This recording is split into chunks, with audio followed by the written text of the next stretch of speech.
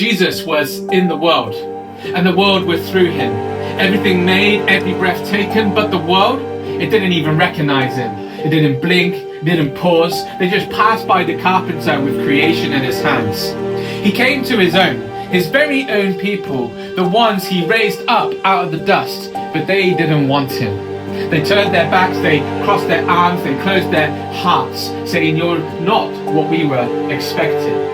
But whoever wanted him, whoever believed he was who he says he was, to those who trusted he'd do what he came to do, to them, he gave power, he gave real power to become their truest selves, true image bearers of God, born not from bloodlines, not from flesh, and not from a husband's desires, but born from God himself, reborn, remade, and renamed.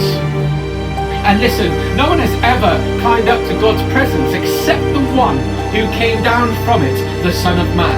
And just like Moses lifted the bronze serpent high in the wilderness so the broken could look and live. You see, it's necessary.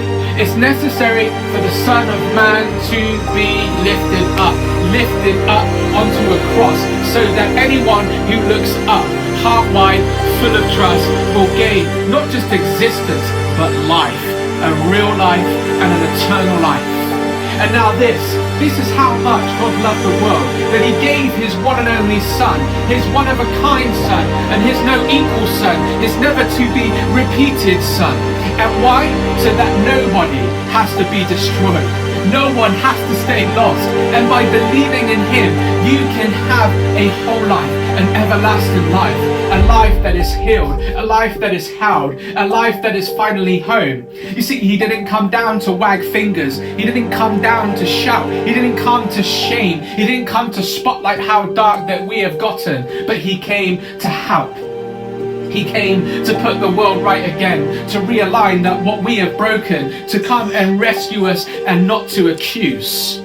And anyone that trusts in him, they are acquitted, they are free, they are cleared of all charges. But the one who won't trust, to the one who looks away, they have already been sentenced. Not because they weren't good enough, but because they turned from the only name that could have saved them. They didn't believe in the unique Son of God when he stepped into their world, wrapped in grace, walking among us with light in his eyes and love in his wounds.